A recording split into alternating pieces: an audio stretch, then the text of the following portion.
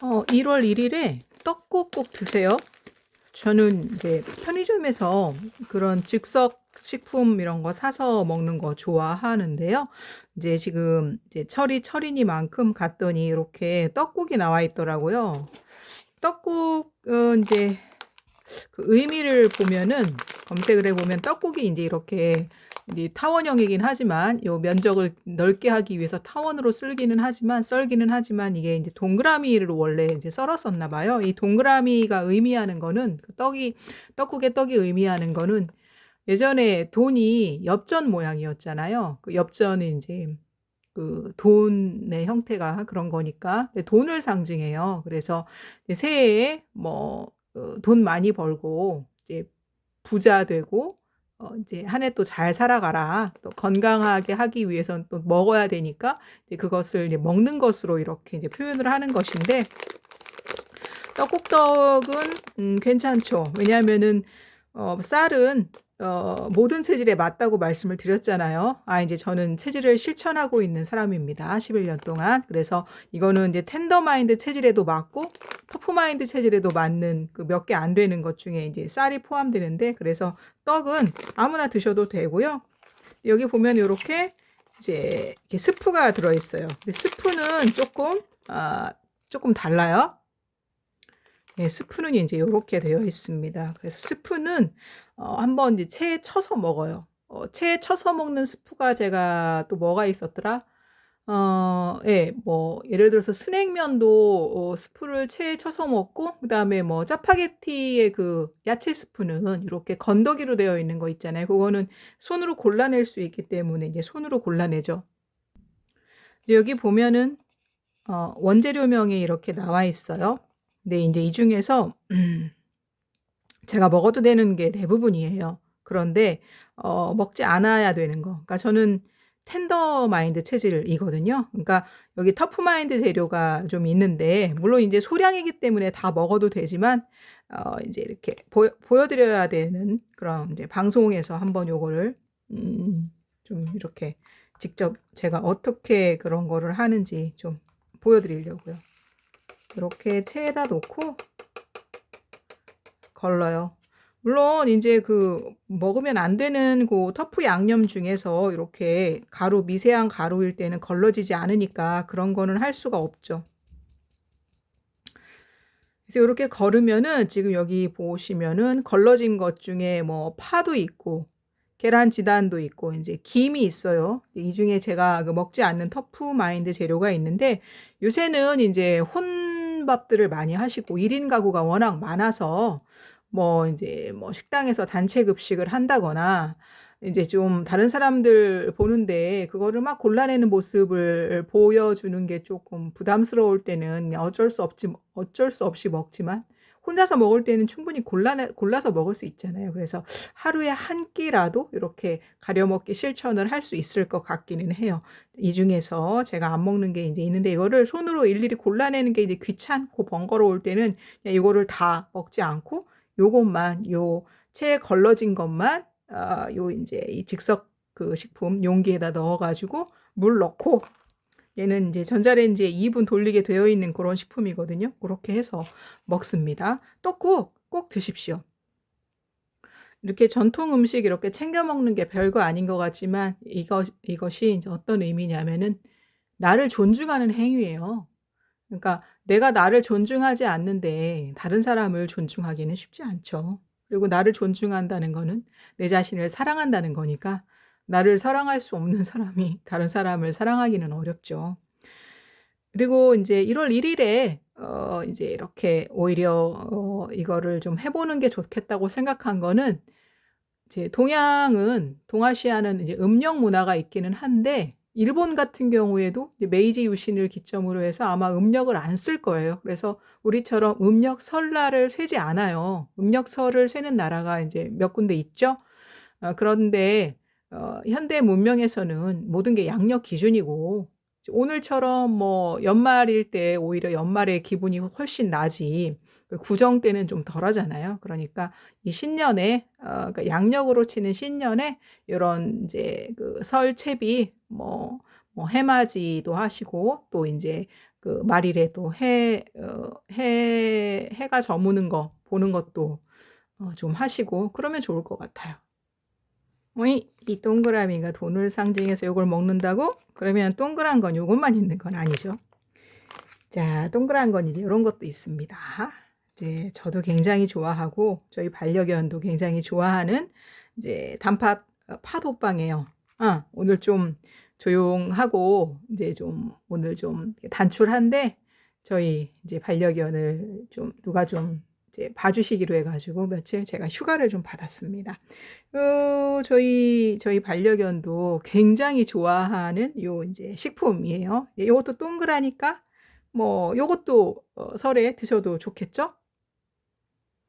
근데 인제 그 엊그제 동지였잖아요. 동지 팥죽이라고 아시죠? 그 팥을 가지고 귀신을 쫓는다 했는데 그 쫓을 때 그 귀신은 아마 터프 귀신일 거예요. 왜냐하면 팥은 텐더마인드 체질한테 보약과도 같은 식품이라서 그렇습니다. 그리고 이제 동그라미 하면은 또 빠질 수 없는 게 요거죠. 다들 아실 거예요. 이제 요건데 요것도 이제 동그랗잖아요. 그러니까 나는 동그라미만 찾아서 한번 먹어보겠다. 이게 돈을 상징하는데 나 새해 돈 많이 벌고 싶다. 아니면은 돈이 새 나가는 거가 싫다. 그럴 때는 요거 프링글스 드셔도 좋을 것 같습니다. 우리가 이제 어떤 사람의 그 앞으로의 행보, 뭐 일적으로 잘 풀리느냐, 또 건강 면에서 별 문제가 없느냐를 체크할 때 이제 가장 손쉽게 할 수 있는 게 뭐냐면은요. 이제 오늘이 만약에 이제 30이다 그러면은 최근에 3일 동안 먹었던 그 식단을 리스트를 받아봐요. 그러니까 이제 30일이니까 뭐 29, 28, 27 이렇게 토요일, 일요일, 월요일 그러면은 삼시세끼니까 9끼의 식단을 쭈루루룩 이렇게 적어가지고 이제 한번 체크를 해보거든요. 근데 거기에 그 식단, 그 먹었던 식단에는 하나도 빠짐없이 적어야 돼요. 마셨던 음료수, 뭐 건기식, 그러니까 건강기능식품, 그리고 건강보조식품도 다 적게끔 그렇게 하거든요. 그러면 그 9끼에 먹었던 그런 식사만 봐도 이제 이분의 그 앞날을 점쳐볼 수 있어요. 왜냐면은 이제 우리 그 식사로 그분이 좋아하는 그런 식사, 즐겨 먹는 식사로 많은 것들을 체크할 수 있기 때문입니다. 그래서 만약에 이제 식단을 적어서 냈는데 이제 이것과 이제 같다고 한번 봅시다. 첫 번째 날 먹은 거에는 현미밥 또는 백미밥, 육개장, 마늘 간장, 닭봉 튀김, 양념 두부조림, 참나물 유자청 샐러드, 포기김치를 먹었다고 해봐요. 자, 여기에는 이제 뭐 쌀, 현미나 백미는 쌀이죠. 쌀은 모든 체질에 맞으니까. 그러니까 텐더에도 맞고 터프에도 맞으니까 오케이, 패스. 그런데 이제 육개장, 네, 텐더인지 터프인지 있어요. 그리고 마늘, 간장, 닭봉 튀김. 이제 마늘은 저희 그 조준희 소장님의 이제 For Human Types 연구소, 그러니까 사체질 연구소에 나와 있는 것 중에 그 전체 공개로 되어 있는 것은 제가 말씀을 드릴게요. 마늘은 터프예요. 근데 이제 좀 어렵죠, 현실적으로. 한국의 그 상황상. 만약에 여기가 뭐 미국이나 뭐 이탈리아나 프랑스처럼 유럽이다. 그러면은 마늘을 우리나라처럼 모든 음식에 넣지는 않기 때문에 조금 더 수월할 텐데 한국의 식품 중에는 마늘이 들어가지 않은 거를 찾기가 좀 어렵습니다. 그다음에 이제 간장도 이제 체질이 있죠. 간장은 대두, 흰콩으로 만듭니다. 그래서 대두는 또 체질이 있고요. 그다음에 닭은 그 전체 공개에 나와 있어요. 닭은 텐더마인드 체질에 속하기 때문에 텐더의 육고기라고 할 수 있고요. 또 여기 이제 양념 두부조림, 두부도 아까 간장의 원료처럼 대두잖아요. 그러면은 벌써 이제 텐더인지 터프인지 나와요. 그다음에 참나물 텐더일까요? 터프일까요?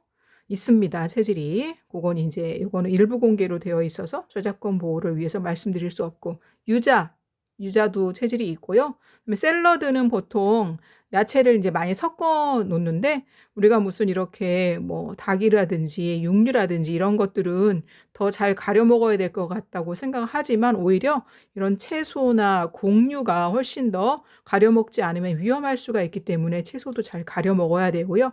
김치 체질이 있습니다. 앞서 말씀드린 것처럼 독일 하면 떠오르는 게 소시지랑 맥주인 것은 소시지랑 맥주에 맞는 체질이 독일에 많기 때문이라고 말씀을 드렸고, 일본 하면은 가쓰오부시라고 하는 것은 가쓰오부시가 맞는 체질이 일본에 많기 때문이라고 말씀을 드렸고, 한국 하면은 김치잖아요. 그것도 마찬가지로 한국에 김치가 유리한 체질이 많기 때문입니다. 이 세 개의 나라는 공통점이 터프 체질이 많다는 것, 그것을 힌트로 드릴게요.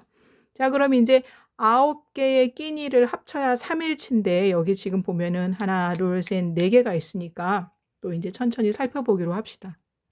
아까 그런 메뉴에서 이제 텐더는 텐더를 먹고 터프는 터프를 먹는 것이 바로 식 교정이에요. 근데 이 식에는 뭐가 포함되냐면 이제 식은 크게 마음의 양식이 있고요. 또 몸의 양식이 있어요. 지금 말씀드린 것들은 식품은 이제 몸의 양식인데 마음의 양식은 어떤 걸까요? 책이라든지 영화가 이제 마음의 양식이 될 것입니다. 자, 그러면 이제 마음의 양식도 이렇게 한번 교정을 해 볼게요. 마음의 양식 중에 이제 영화 그다음에 책 얘기를 했는데 이제 먼저 책. 자, 빨강머리엔의 저자 다들 아시죠? 몽고메리 여사고요. 요거는 이제 데미안의 저자 헤르만 헤세입니다. 요 두 작가는 저희 그 조준희 자체질 연구소의 전체 공개로 나와 있는 작가들인데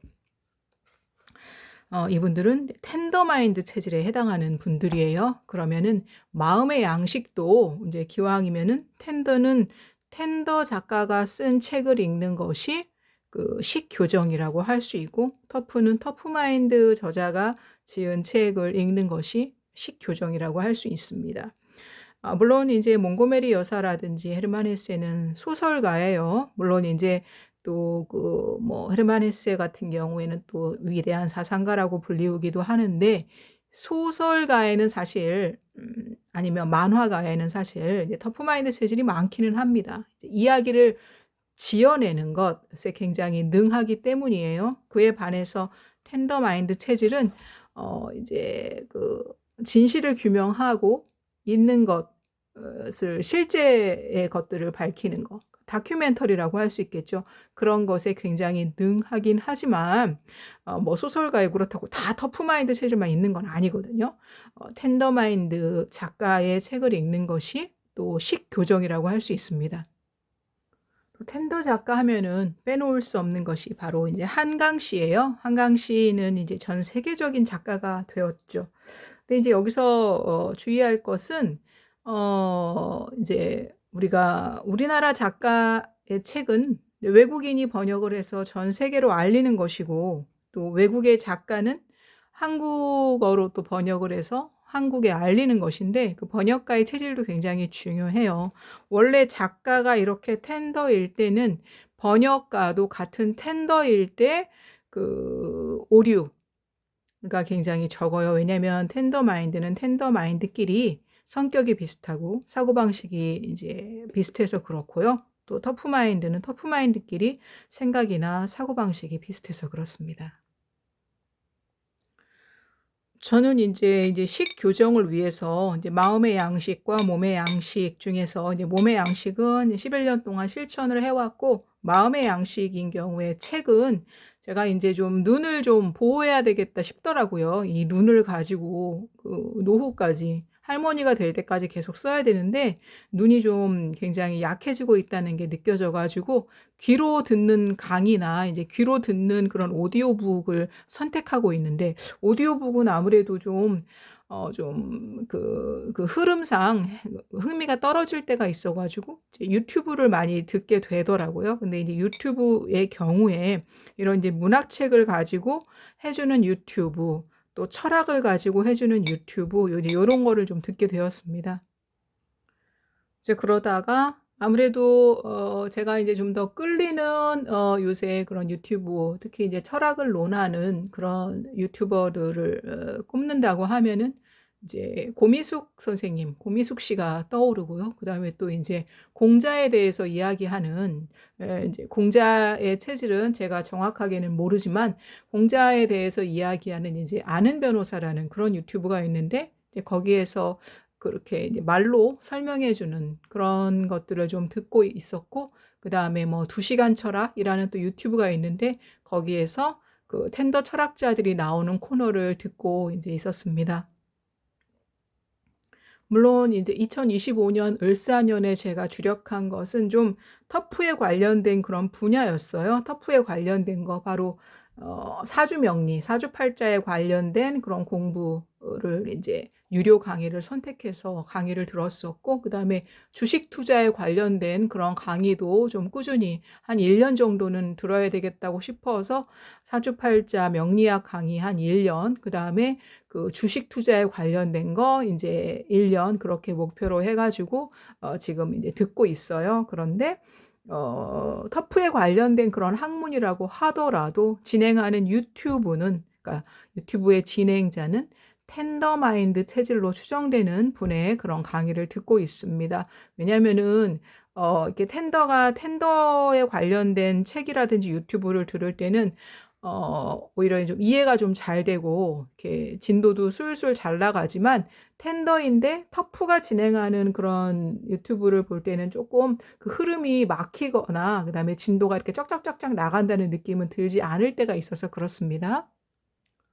근데 이제 하나의 어떤 장애물을 만났어요. 그래서 올해는 주식 투자 그리고 사주팔자에 관련된 거를 공부를 했으니까 이제 내년에는 뭐 철학이라든지 또 제가 그렇게 좋아하지는 않지만 문학에 대해서, 그게 문사철을 인문학이라고 할 때 문사철은 문학과 역사와 철학이잖아요. 그래서 그거를 좀 공부해야 되겠다고 생각을 했는데, 앞서서 말씀드렸던 그 인플루언서죠.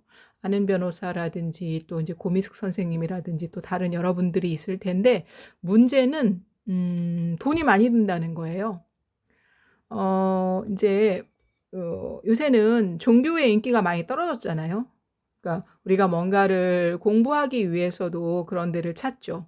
물론 나의 불안 때문에 가는 경우도 있다고 앞서 말씀드렸습니다. 종교도 그렇고요.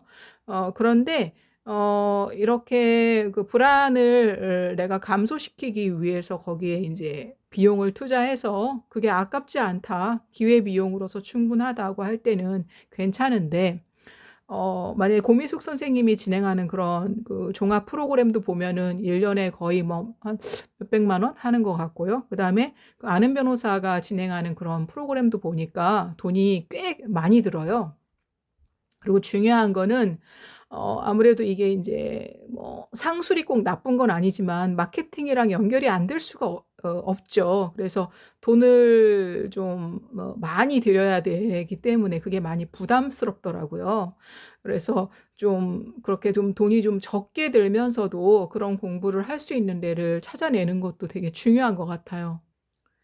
사실 이렇게 인제 이렇게 아까 이렇게 식품을 가려 먹는 거, 그러니까 몸을 위한 식품, 양식의 교정은 우리가 그런 체질에 관련된 거, 체질식은 사실 예방의학이기 때문에 이거에 사람들이 관심을 많이 갖지는 않아요. 사람들은 대부분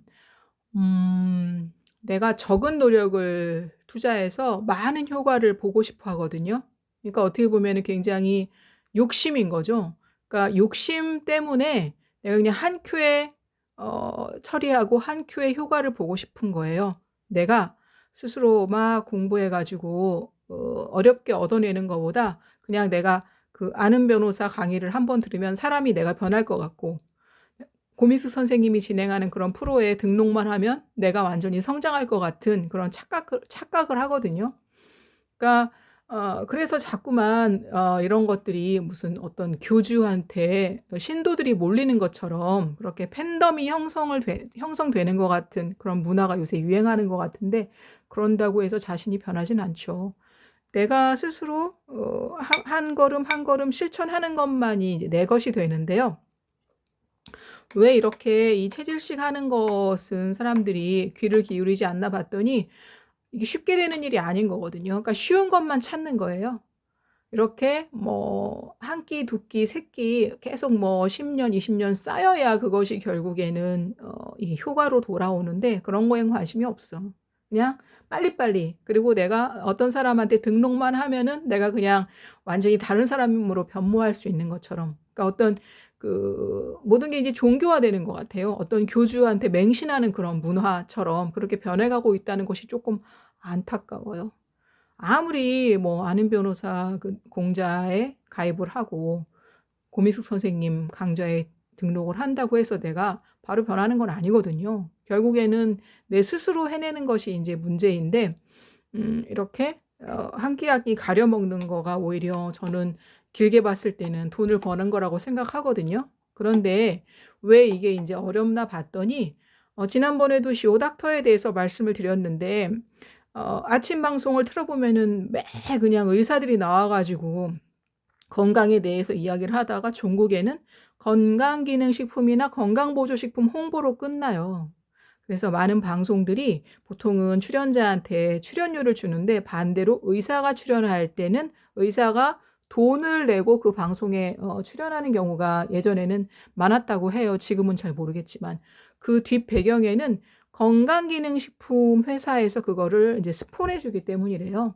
그러니까 우리가 의식주 혹은 식의주라고 하는데 그중에서 제일 돈이 많이 투여되는 거, 그 많은 캐파를 차지하는 게 이제 음식에 관련된 거고 그다음에 약에 관련된 거예요. 그래서 무슨 저도 뭐 3개월에 한 번 산부인과에 그 여성 호르몬을 처방받으러 가면은 항상 제약회사 직원들이 멋지게 차려입고 서류 가방 딱 들고 늘 거기 앉아 있어요. 그러니까 그 제약회사에서 벌어들이는 돈이 어마어마해요. 그리고 식품회사, 또 건강기능식품, 건강보조식품 회사에서 벌어들이는 돈이 어마어마해요. 그런데 이 체질식은 예방의학이에요. 그러니까 질병을 예방하는 거에 그 사람들이 반기겠어요? 그러면 자기들이 장사가 안 되는 걸? 약도 많이 팔아야 되고 건강기능식품도 많이 팔아야 되고 건강보조식품도 많이 팔아야 되잖아요. 그래서 결국에는 방송국을 움직이는 것도 그런 회사들의 어떤 그 자본력, 광고 이런 거기 때문에 뭐 의식주라 그러면은 옷 회사보다 그다음에 주는 건설 회사죠. 그런 건설 회사도 광고를 엄청 때릴 텐데 방송국에다가 그건 뭐 그것에 비할 바 없이 우리가 제약회사라든지 그런 식품회사, 건강기능식품, 건강보조식품 포함된 겁니다.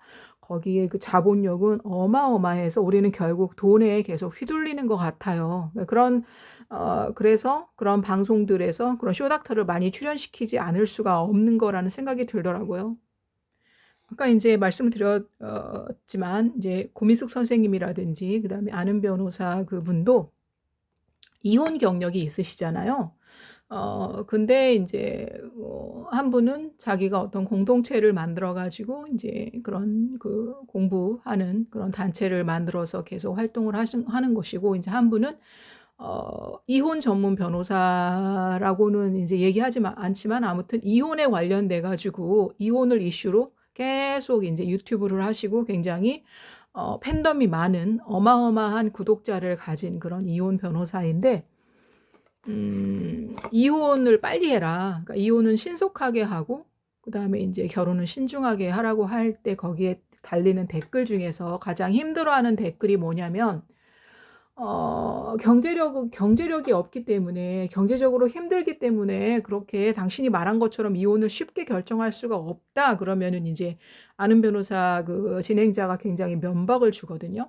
근데 그거는 저는 조금 뭔가를 간과한 거라고 봐요. 그러니까 한국의 특성, 그 한국의 사회적인 구조에 대해서 조금 아시면은 그렇게 말씀은 하지 않을 것 같습니다.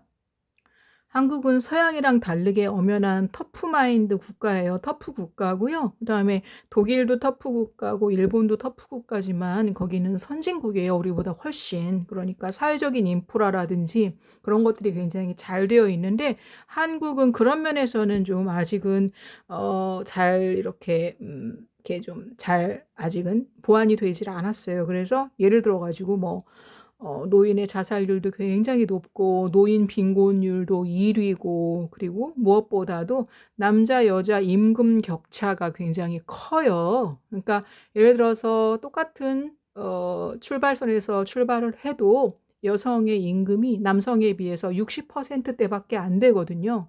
그러면 이 경제력이라는 것은 그 사람의 생명이 왔다 갔다 할 수 있는 거기 때문에 남자의 경제력에 의존해야 되기 때문에 이혼을 못하는 여성에 대해서 그렇게 쉽게 말할 수 없어요. 계속 이혼하라고 말씀하시는데 그것은 그렇게 말씀하시는 거는 이제 한국 사회의 이런 터프 사회의 그 사회적 인프라를 이해하지 못하기 때문에 좀 그렇게 말씀하시는 것 같아요.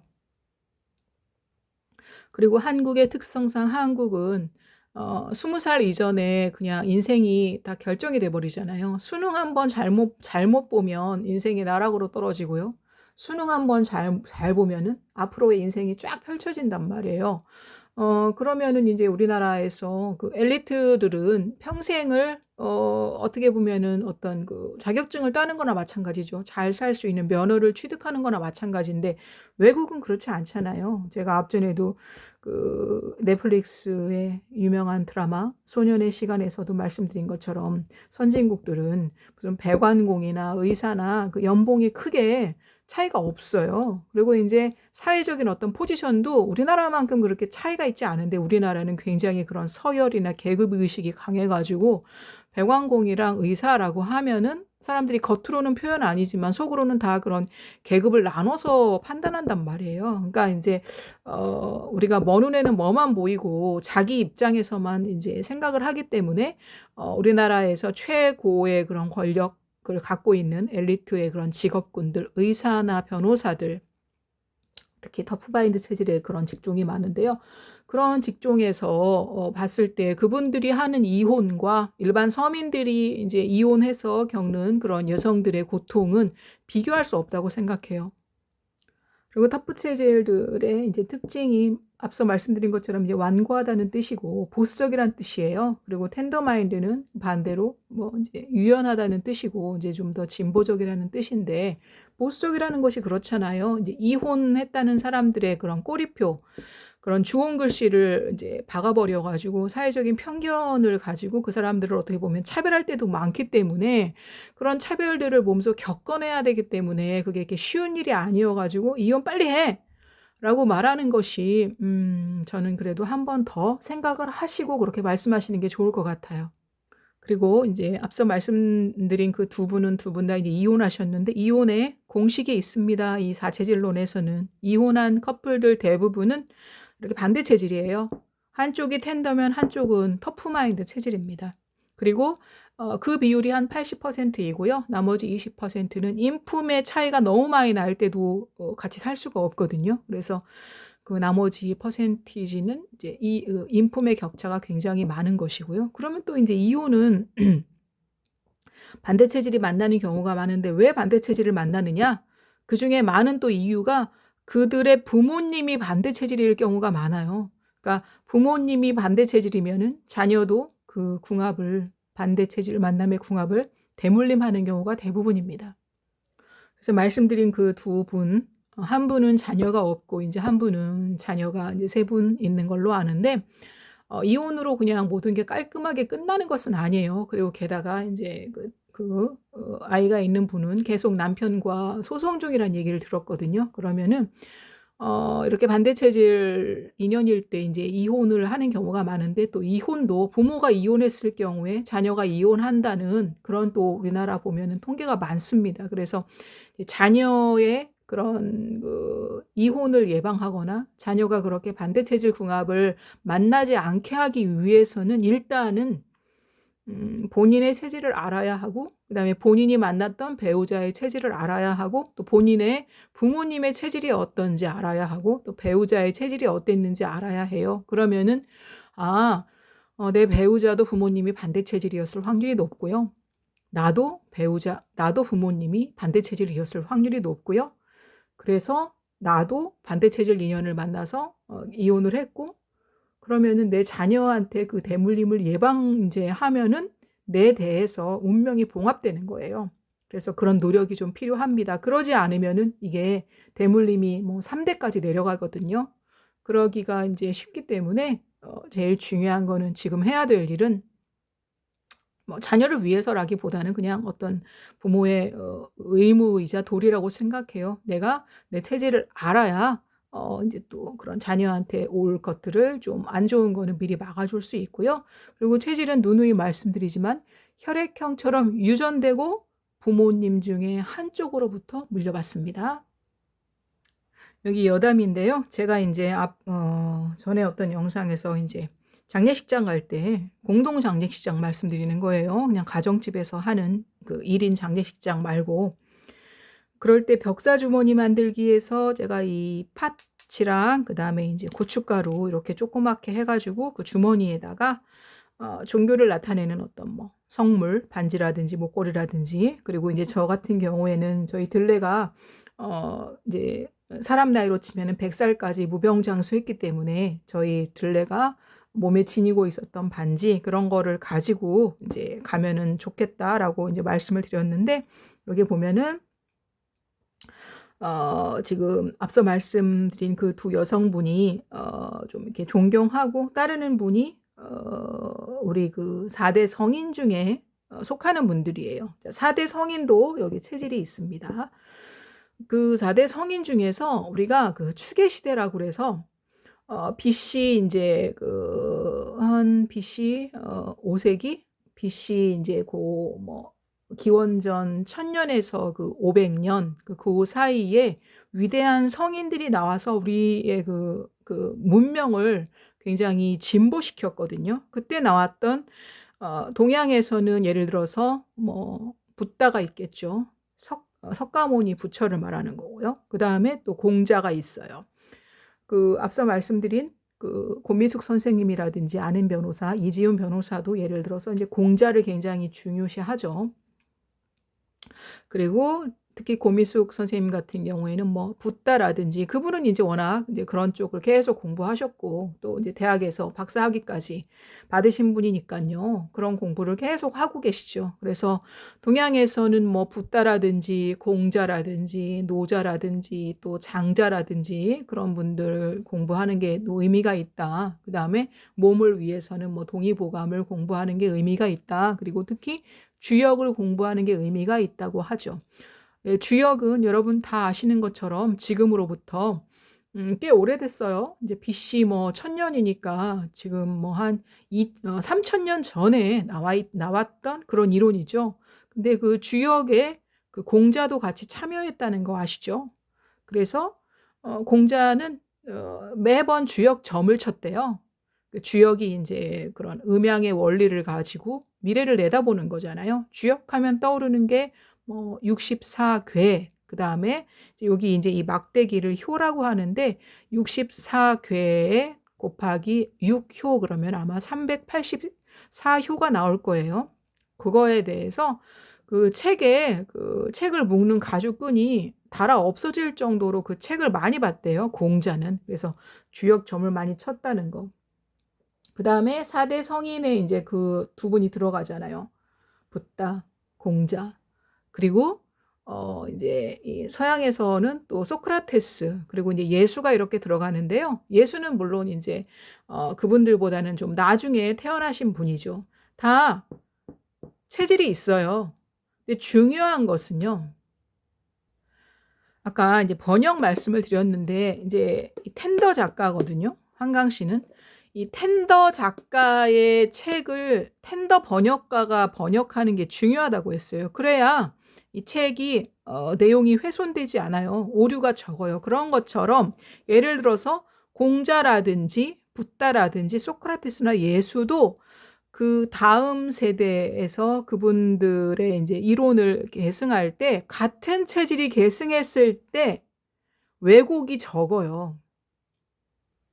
특히 뭐 소크라테스나 예수나 붓다는 직접 책을 쓴 게 아니잖아요. 공자도 뭐 그 직접 논어를 쓴 건 아니잖아요. 그 제자가 썼죠. 근데 그 제자도 이제 문제가 있어요. 예를 들어서 스승이 직접 "이 사람은 내 제자다."라고 승인한 제자가 있어요. 그런데 그렇지 않은 제자도 있어요. 예를 들어 가지고 뭐 예수를 만약에 예를 든다 그러면은 바울 같은 경우에는, 그러니까 사울이죠. 본인이 그 환상으로 꿈에서 봤다는 거예요, 예수를. 그러니까 자기는 그래서 예수의 제자라고 이렇게 하거든요. 그런 경우도 있어요.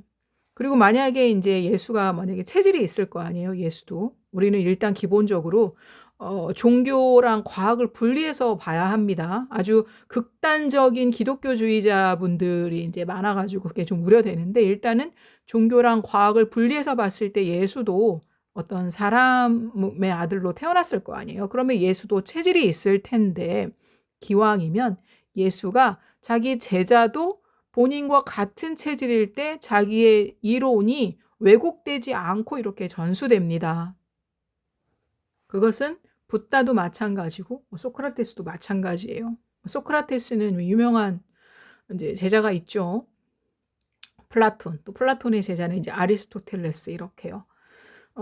그러면 우리가 뭐 종교를 정할 때도 기왕이면 본인과 같은 체질의 그 창시자의 체질과 같은 게 훨씬 더 그 시너지가 높지 않을까요? 그러니까 석가모니랑 나와 체질이 같은 경우에 훨씬 더 시너지가 높을 것이고, 뭐 주역은 유교의 경전이에요. 그래서 내가 공자를 따르겠다 그러면은 공자와 내 체질이 같을 때 훨씬 더 효율이 높을 것이고, 내가 예수를 따르겠다 그러면 나와 예수의 체질이 같을 때 훨씬 더 시너지가 높겠죠. 물론 뭐 저는 이제 그런 이 체질에 대한 그 베이스 기본이 이제 깔려 있으니까 그렇겠지만, 앞서 말씀드린 그 인플루언서 뭐 고미숙 선생님이라든지 그런 이지훈 변호사라든지 그런 분들이 말씀하시는 거에 많은 부분은 동의를 하고 공감을 하고 또 굉장히 존경하고 있고요.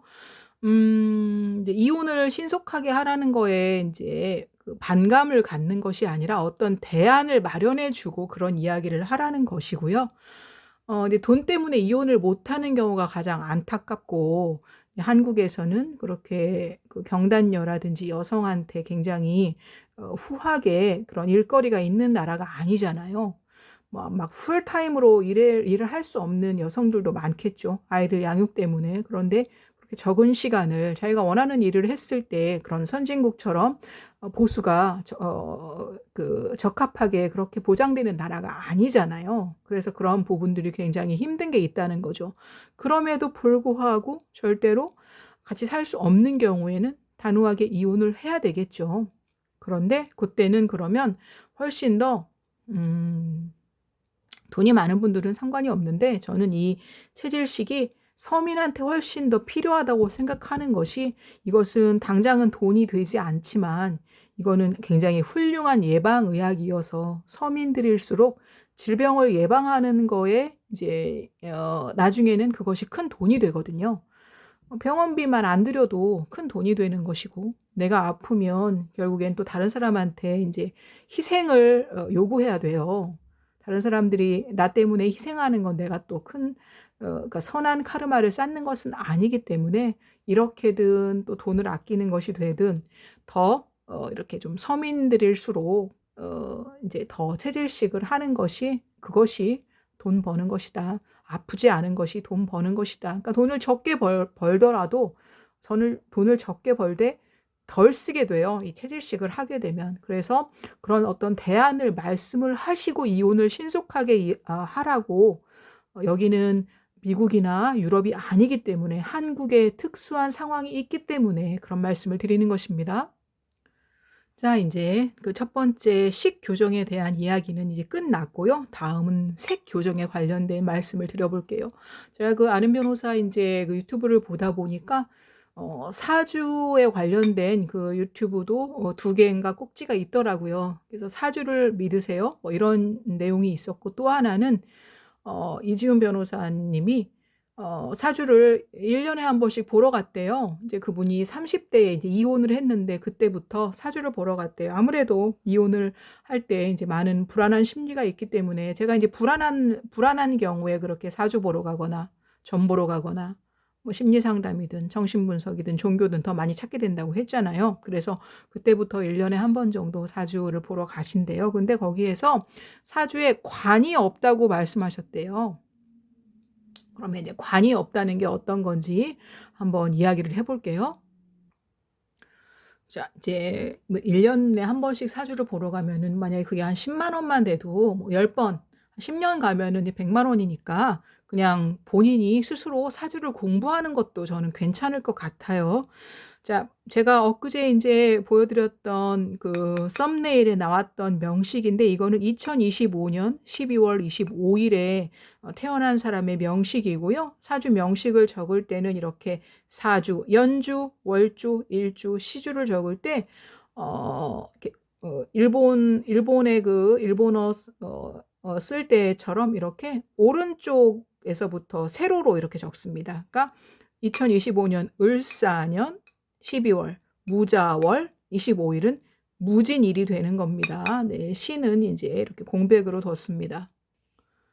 자, 이것을 이제 날짜를 지워 가지고 2025년 12월 25 일이 아니라 12월 31 일로 적어 볼게요.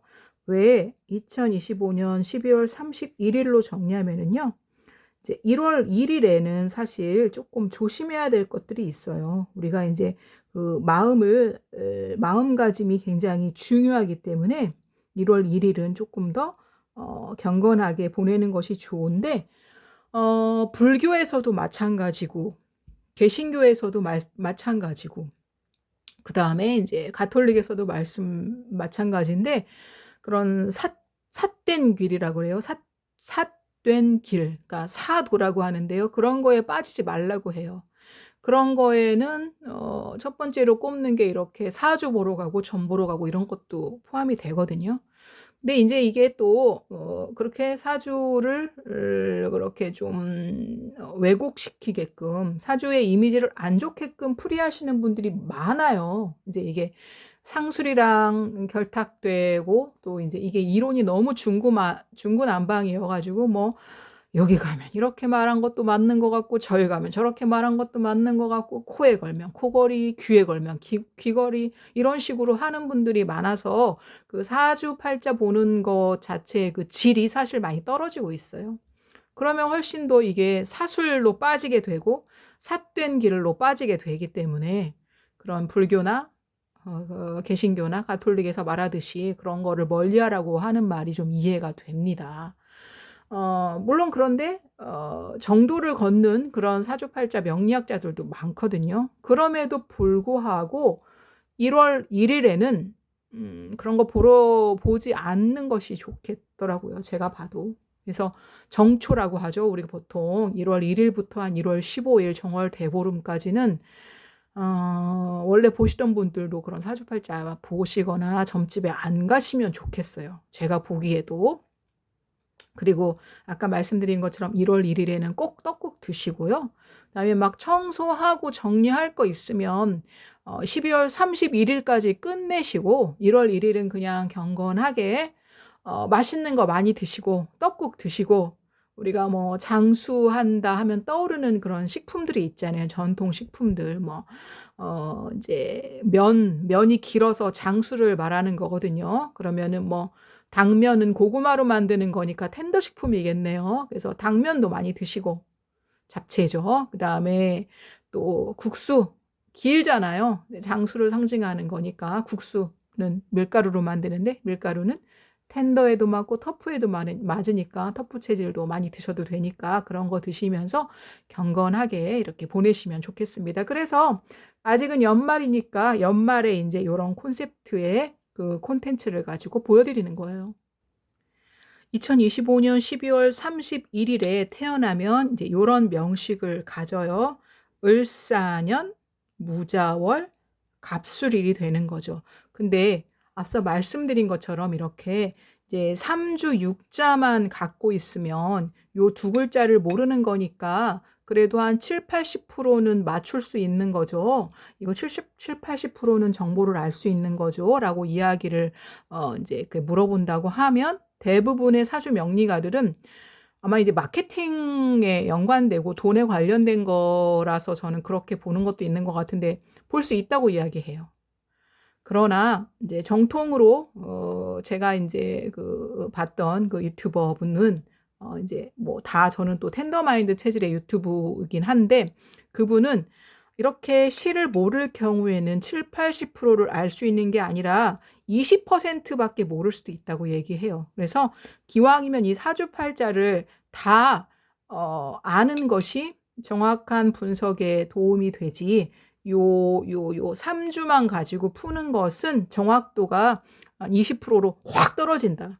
20% 알려고 그렇게 돈 쓰고 막 시간 쓰고 그럴 필요는 없잖아요. 그래서 요 시를 추정을 해보겠습니다. 지금 제가 시계를 보니까 지금 이제 유시로 이제 되는 그런 시간이어가지고 유시로 계산했을 때 뭐가 나오는지 한번 보고 적어볼게요. 그러면 이렇게 이제 유시를 넣었을 때 개유시가 되기 때문에 이렇게 4개의 기둥, 4주, 그리고 8개의 글자, 8자가 이제 완성이 됩니다. 자, 그럼 이렇게만 그냥 보시면 이제 이게 뭐야? 한자 그냥 이렇게 적어 놓고 한자 모르시는 분들은 또 답답하실 텐데 요거를 좀 기본적인 거는 좀 공부를 하시는 게 좋은데 그렇게 어렵지 않아요. 알파벳 개수보다 훨씬 적어요. 여기 이제 요 윗줄에 있는 거는 천간이라고 하고 밑에 있는 건 지지라고 하는데 하늘의 글자 10개, 땅의 글자 12개 합치면 22개니까 알파벳보다 적거든요. 그거는 외우셔야 돼요. 그것만 외우시고 그다음에 이제 이게 각자 이제 양이 있거든요. 그것만 아시면 이거 일단 이렇게 알아듣는 거는 어렵지 않기 때문에 그것도 모르시고 사주 보러 가시는 건 제가 보기에는 그냥 좀 무모하다고 생각이 되거든요. 그러니까 기본 그 공식이 있어요. 그 기본 공식을 만약에 A4 용지에 적는다 그러면 아마 한 장, 뭐 많아야 2장 그거밖에 안 되거든요. 그러니까 그거는 좀 알고 이렇게 사주팔자 보러 가시는 것도 좋을 것 같습니다. 요거 잘 안 보이시나요? 요거 꼬꼬댁 닭이에요. 여기 보시면 이제 텐더마인드 체질 중에서 요거가 이제 소음인 체질에 해당하는 거잖아요. 이게 이제 다시 한번 말씀드려 볼까요? 이게 물, 불, 흙, 공기예요. 그리스의 사원소, 그리스 철학의 의학에 의하면 그때도 4개의 기질로 나눴었거든요. 근데 이걸 또 사상의학에다 접목을 하면 소음인, 소양인, 그다음에 여기가 태음인, 태양인이고 각각 대표하는 이제 식품들을 제가 진열해 놓은 건데 이거 보니까 저희 강아지 생각나가지고요. 여기 지금 요 치킨 마른 우유 껌을 이렇게 입에 물고서 있는 사진이에요. 아유 보고 싶네요. 여기 그리고 이렇게 사람한테 있는 거는 동물한테도 다 있어요. 그러니까 사람한테 사주팔자가 있으면은 동물에도 사주팔자가 있고요. 사람한테 체질이 있으면 동물에도 있는 거예요. 그러니까 너무 인간만을 중심으로 놓고 보는 것에 오류가 있습니다. 사실 사람들 중에는요. 짐승만도 못한 사람도 있습니다. 그리고 저는 이제 고양이는 안 키워봤는데 강아지 이렇게 살펴보면은요 사람보다 나을 때도 있어요. 그러니까 모든 거를 인간 중심으로 놓고 본다. 그것도 하나의 오류일 수 있다는 거. 자, 각설하고 이제 아까 말씀드렸던 거 우리 추계 시대, 그러니까 기원전 뭐 3000년 전, 그러니까 기원전이 아니라 3000년 전에 나왔던 이론들이에요. 특히 주역 이런 것도 주역으로 점을 쳤다고 했잖아요. 그러다가 이제 사주팔자 이런 명리학이 발달한 시기가 이제 청나라 시기 이후인 것 같아요. 그 전에도 물론 그런 사주팔자가 있었고 송나라 전에도 말씀드린 것처럼 서양의 점성술이 워낙 발달했었거든요. 근데 그 점성술 별자리가 있잖아요. 그 12개의 별자리 이제 우리가 달이 12달이니까 그거를 쫙 갖고 와 가지고 우리나라 그거 그러니까 그 동양의 학문이랑 접목시켜서 뭐 12운성, 12신살 이런 거로 보는 게 굉장히 유행했고 그다음에 단식법으로 보는 거, 12띠를 가지고 보는 거, 뭐 띠궁합 보고 이러잖아요. 그거는 아주 옛날 방식이고요. 그게 이제 진화하면서 청나라 때 더 이제 이게 좀 더 정확해지고 더 이제 명확해진 것 같은데 사주 공부하시는 분들이 꼭 보는 책이 있어요. 그 계열이 있어요. 적천수 계열, 또 뭐 자평진전, 뭐 궁통보감 이런 게 있는데 적천수는 이제 억부라고 그래 가지고 그러니까 억제할 것이냐 부양할 것이냐. 그러니까 너무 많은 거는 억제를 하고 너무 적은 거는 부양을 한다는 뜻이고요. 그다음에 이제 궁통보감은 조후용신이라고 그래 갖고 조호법이라고 그래 갖고 만약에 사주가 너무 차갑다. 차갑다고 하더라고요. 뭐 겨울에 태어났는데 뭐 금수일간이다 그럴 땐 차게 봐요. 그럴 때는 좀 뜨거운 따뜻한 글자가 들어오는 게 좋다고 보는 것이고 또 반대로 너무 뜨겁다. 사주가 그럴 때는 차가운 글자가 들어오는 것이 좋다. 그러니까 조우할 때 그 조자가 고르게 한다는 뜻이에요. 기후를 고르게 한다. 그렇게 봐요. 물론 뭐 오랫동안 이어온 이론이니까 거기엔 또 다 어떤 원리들이 숨어 있을 테니까 뭐 그건 제가 틀리다고 뭐 맞다고 함부로 말할 수는 없는 것일 거예요.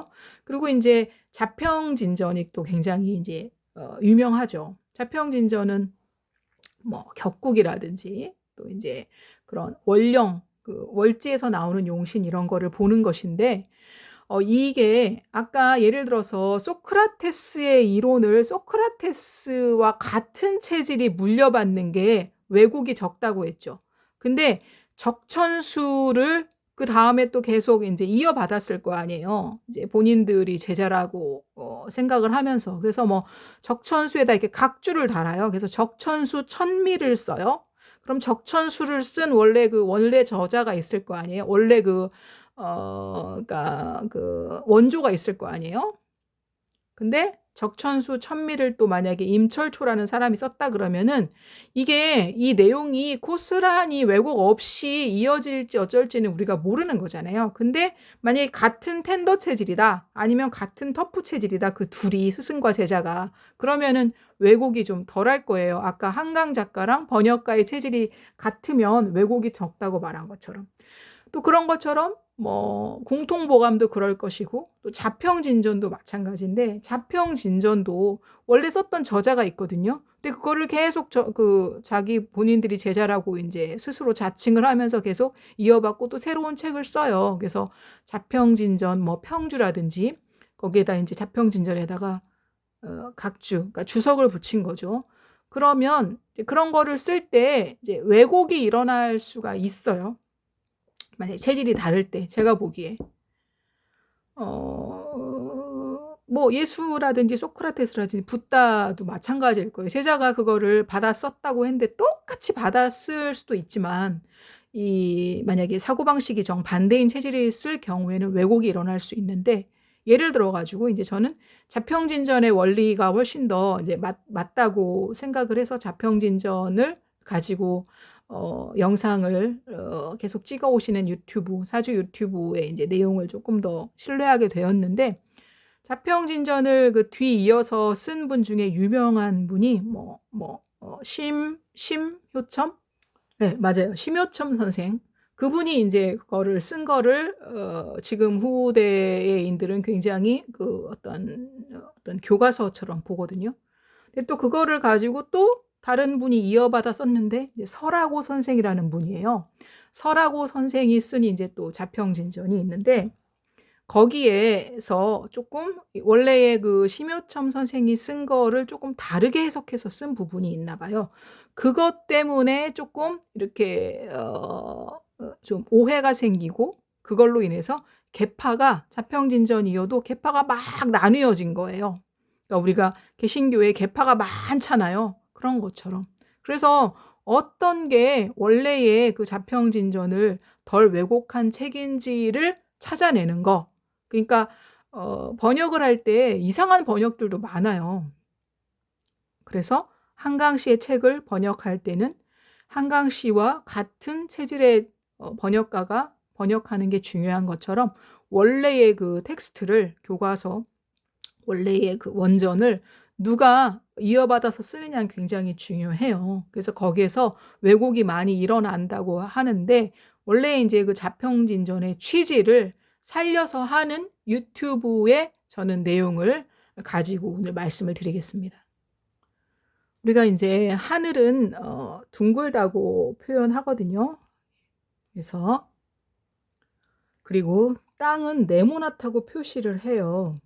여기 이제 이 위에 있는 게 하늘이고 밑에 있는 게 땅이니까 위에는 천간이라고 말하고요. 밑에는 지지라고 하는데 제가 이 스티커를 붙였잖아요. 갑 위에 파란색을 붙였고요. 자 밑에 검정색을 붙였어요. 한자는 요게 갑자고요. 그다음에 요게 이제 자자인데 요거를 아시면 됩니다. 이제 목화토금수가 오행이라는 건 아실 거예요. 그러면 이 목화토금수가 이제 계속 뱅글뱅글 돌면서 뭐 상생도 하고 뭐 상극도 하고 그렇게 하거든요. 그런데 여기 지금 목이랑 수잖아요. 목화토금수 다음에 또 목이잖아요. 그래서 이 수가 상징하는 검정색이고 얘가 목을 상징하는 이 색깔인데 수는 이제 목을 이제 생해줘요. 그래서 이렇게 생해주는데 얘가 일간 얘가 이제 그 시그니처이기 때문에 얘를 중심으로 봐요. 그래서 얘가 중심일 때 얘가 일간일 때 얘를 생해주는 걸 우리가 인성이라고 말해요. 인성에는 두 가지가 있어요. 일간이랑 플러스 마이너스를 이제 계산했을 때 얘는 양 그러니까 플러스거든요. 그러나 얘는 마이너스 음이에요. 이렇게 플러스 마이너스가 다를 때는 얘를 정인이라고 해요. 근데 플러스 마이너스 이럴 때는 편인이 됩니다. 그래서 만약에 편인이 되려면 이제 여기에 자 말고요. 이제 해라는 글자가 있어요. 해가 왔을 때는 편인이 되는 거예요. 그런데 이제 여기에 왜 이 검정 스티커를 붙였냐? 자평진전에서는 이 월령, 이 월지를 중요하게 봐요. 그래서 얘를 용신이라고 합니다. 용신은 뭐 우리가 무슨 뭐 수용신이 필요해, 목용신이 필요해 그게 아니라 내가 갖고 있는 것, 내가 이 월에 갖고 있는 것, 그래서 늘 내가 그 기운을 쓰는 것을 바로 용신이라고 해요. 물론 이제 이 용신의 이제 또 그 구분을 또 이렇게 좀 세분화해서 이제 보기는 해야 되는데 이제 이럴 때는 이제 이 사람은 정인이 용신인 거예요. 그러면 우리가 이거 사주팔자를 명리를 보는 이유가 일기예보를 알기 위해서라고 그랬잖아요. 내가 서퍼야. 파도를 타야 돼. 그러면 파도가 좋을 때 타는 게 좋잖아요. 근데 막 폭풍우가 몰아칠 때 그 서핑보드 갖고 나가면은 죽을 수도 있어요. 그래서 그 일기예보처럼 파도의 높이 예보해 준다고 보면 됩니다. 그러면 내가 언제가 좋고 길하고 언제가 나쁘고 흉한지 알면 길할 때는 파도 타러 나가야죠. 서핑보드 그거 보드 가지고. 근데 안 좋을 때는 서핑보드 갖고 나가면 안 되죠. 그냥 내가 조신하게 있어야죠. 아니면 집에서 그거 어떻게 하면 파도를 잘 타는지 공부를 한다거나 그거를 알려주는 거예요. 이거는 꼭 다른 게 아니고. 그러면 이제 여기에서 이 정인의 그 특징을 알아야 돼요. 우리가 여기에 있는 이 글씨가 이제 여러 가지 글씨가 올 수 있을 거 아니에요? 여기 지지는 12개니까 12개의 글자가 올 테니까. 근데 그 12개의 글자가 이제 그 각각 특성을 갖고 있는데 크게 이제 그 5개의 그 특징을 갖고 있어요. 5개는 이렇게 이제 원을 그리기 때문에 이런 식으로 적었고요. 첫 번째, 내 자신 시그니처를 말하는 게 이게 바로 비예요. 비, 식, 재, 관, 인입니다. 많이들 들어보셨을 거예요. 이제 이거는 비겁을 줄여서 비라고 하고요. 식은 식상인데 이 식은 또 먹을 식자이기도 하고요. 재는 재성, 돈, 재물을 뜻하기도 하고요.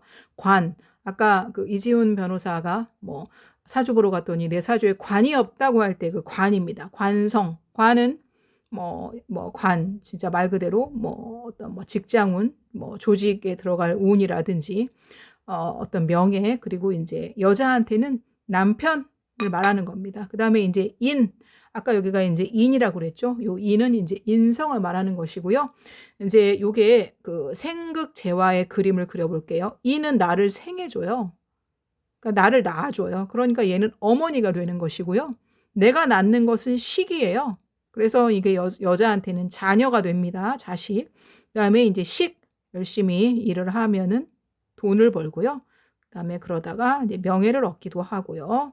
그다음에 관에서 이제 내 경험을 살려서 이게 지혜가 되기도 하죠. 이렇게 되는 것이 그 이제 오행의 그 생해주는 그 그림입니다.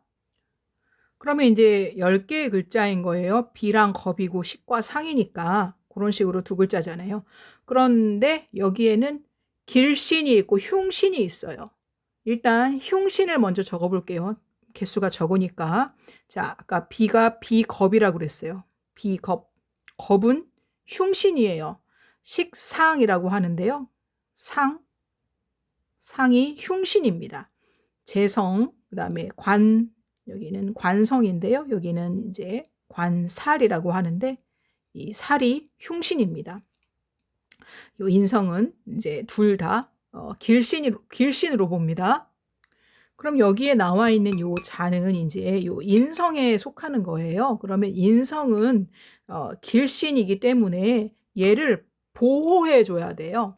그러니까 얘를 보호해 주는 글자들이 주변에 있는 게 좋고, 운이 들어올 때도 얘를 보호해 주는, 순용해 주는 글자가 들어올 때 이 명식이 우리가 이제 성했다, 좋다라고 이야기를 합니다. 그런데 이제 반대로 여기에 들어온 글자가 여기 이제 빨간색처럼 이렇게 흉신의 글자가 있을 수도 있잖아요. 요 겁재라든지 상관이라든지 이제 편관에 해당하는 글자가 있을 때 요거 살은 칠살이라고도 하는데 여기에 해당하는 글자가 왔을 때는 얘를 보호해 주는 게 아니라 얘를 억제해 주고 합해서 이렇게 날아가게 해버리는 글자가 왔을 때는 이 사주가 또 좋아져요. 그래서 이 글자를 하나하나 좋은 글자가 있다 그렇게 따지는 게 아니라 이 구조를 보고서 그렇게 따지는 거죠. 그러니까 얘 지금 겁재는 흉신이니까 얘를 극해주는 그런 글자가 들어오면 좋잖아요. 여기 지금 이 생해주는 그림이었는데 이번에는 극을 해주는 그림을 그려볼까요? 요 살이 이렇게 얘를 극해줘요. 그러니까 이 살이 들어오면은 좋겠죠. 요 4번이 들어오면 좋겠죠. 그리고 여기에 이 상관도 흉신이기 때문에 얘를 극해주는 글자가 이제 요렇게 구도가 되거든요. 요렇게 들어오면은 얘는 이제 얘를 이렇게 잘 컨트롤할 수가 있는 거고요. 그다음에 여기 살 있잖아요. 살은 또 요게 들어왔을 때 얘를 잘 컨트롤할 수가 있어요. 지금 화살표가 3개만 있죠. 그래서 여기 극을 해주는 요 이제 그 그림의 요 메커니즘은 이제 나머지 2개를 또 표시를 해보자고 하면은 재성은 이제 인성을 극해주거든요. 그 다음에 이제 마지막 화살표, 그 다음에 1번 비겁에 해당하는 것은 재성을 극합니다. 이렇게 극을 해주는 관계도는 이렇게 별표 모양이 만들어집니다. 11월 31일에 이제 요 6시 저녁 유시에 태어난 요 분은 요게 이제 용신이기 때문에 얘는 길신이에요. 여기 5번에 속하는 이 인에는 정인과 편인이 있는데 둘 다 길신인데요. 얘는 보호해줘야 되는 글자입니다. 그럼 얘는 잘 보호를 받고 있는지 볼게요. 자, 색상으로 보시면 더 보기가 좋으니까 이걸로 한번 보도록 하죠. 자, 여기 보시면은 여기 이 정인, 식신이라고 이렇게 이제 이런 거 써 있는 것들은요. 이제 십성이라고 그래 가지고 이제 아까 말씀드린 것처럼 10가지가 있고요. 정인, 그다음에 이제 여기 정관이라고 있네요. 아까 사주에 관이 없다고 할 때 그 관인데 이것도 정관이 있으니까 이 사람은 그럼 사주에 관이 있는 거네요. 그러면 제가 이제 이거를 여성으로 선택을 했기 때문에 이제 여성에 맞춰진 그 대운이 흘러갈 텐데 사주에 관이 없어도 상관없어요. 관이 없어도 우리의 그 22글자가 계속 운으로 들어오기 때문에 관이 없어도 관이 들어올 때가 있어 가지고 사주에 이 명식에 있고 없고는 크게 문제가 아니고 아까 말씀드린 것처럼 이 구성이 더 중요한 겁니다. 네. 아까 이 인제 정인이 용신이라고 했을 때 얘는 여기 화살표를 보시면 알겠지만 제가 극을 해요. 근데 얘는 길신이어서 순용해 주고 보호해 줘야 되거든요. 근데 극을 당하면 이 길신이 깨질 거 아니에요. 그래서 이 길신을 인성인 이 길신을 극해 주는 재성이 들어오면은 안 좋아요. 그래서 옆에 재성이 있는지 한번 볼게요. 아이고야. 바로 옆에 딱 달라붙어 있네요. 딱 달라붙어 있으면 훨씬 더 그 작용이 더 클 텐데 이 재성이 이렇게 딱 달라붙어 있으면 이제 이 용신이 얘가 이제 닫히는 겁니다. 근데 여기 지금 이 4 개의 그 기둥이 또 표시하는 또 중의적인 게 어떤 거냐면 인제 첫 번째 줄에 있는 연주는 조상을 말하고요. 일주는 그러니까 월주는 이제 부모님을 얘기하고요. 또 일주의 요 밑에 있는 이 일지는 배우자를 말해요. 그러면 배우자가 나를 극하는 거니까 이분은 배우자 복이 있기가 인제 어렵다고 그렇게 해석을 합니다. 그래서 인제 이분의 경우에는 요거를 이 글자를 제압해 주는 글자가 들어와야 이 정인을 살릴 수가 있기 때문에 고런 운이 들어왔을 때 인제 그 파도를 타러 서핑보드를 타고 나가야 되겠죠. 그리고 중요한 것이 인제 이 용신이 하늘에 어떤 식으로 펼쳐졌냐가 중요한데 이렇게 이 같은 검정색이 떴네요. 그러니까 정인이 이 천간에 올라왔어요. 그러면 인제 요거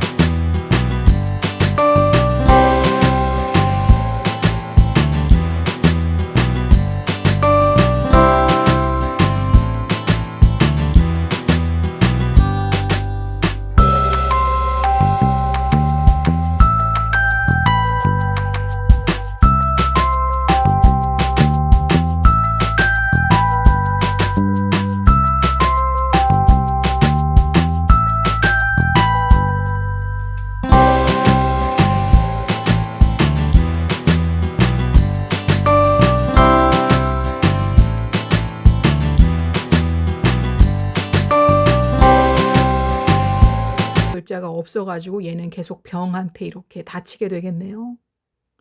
근데 다행히 이제 운이 계속 들어오잖아요. 그래서 원래 갖고 있는 그 명식 사주팔자보다 이 운의 개수가 훨씬 많아요. 그래서 이 운이 더 중요하고 운이 차지하는 퍼센트가 훨씬 큽니다. 그러니까 10 년마다 들어오는 대운이 있죠. 예를 들어 가지고 지금 여기 보면은 이제 여기 이 정인을 극해 주는 게 재성인데 또 재성이 들어오네요. 그래서 요거에 있을 때 인제 요것이 대운 10 년을 좌우하는 것이고 인제 2025 년을 택하면 요렇게 이건 또 세운이 되는 것이고 또 뭐 12 월이다 그러면 월운이 되는 것이고요. 그다음에 또 인제 또 일운이 있을 것이고 또 시운이 있을 것인데 그러면은 인제 그런 운들이 얘한테 어떻게 작용하느냐에 따라서 또 이 사람의 운이 바뀌기 때문에 이 8 글자 자체에 뭐 '아유 관이 없네. 아이고 남자가 없겠네. 재가 없네. 아이고 돈이 없겠네.' 이렇게 해석하는 것은 아주 수준이 이렇게 높지 않은 아주 단식적으로 해석하는 것이고 그런 거는 인제 돈 내고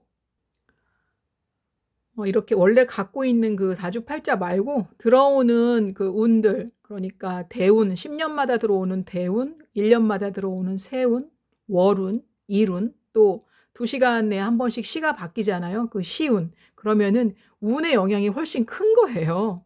운에서 그래서 돈이 들어올 수도 있는 것이고 운에서 뭐 남자가 들어올 수 있고 뭐 그런 것들도 따져야 되기 때문에 또 들어오는 글자가 내가 갖고 있는 거랑 어떻게 인제 배합이 되냐가 더 중요한 것이지 이 사주 자체에 관이 없네. "넌 그러니까 남편이 없어." 뭐 이렇게 해석하는 거는 말도 안 된다. 그건 인제 아주 아주 그냥 그러니까 아주 단순하게 보는 거라서 그거는 인제 맞지 않는다. 그리고 이 사주 자체에 뭐 "재성이 없네. 넌 돈이 없어." 이렇게 해석하는 것도 틀리다는 것이죠. 인제 저희 반려견도 이렇게 명식을 뽑아 보면은 이렇게 월지 용신이 인성이에요. 그리고 인제 또 월지 용신이 인성인 분들이 많이 있는데 제가 유튜브에서 거론한 분 중엔 누가 있나?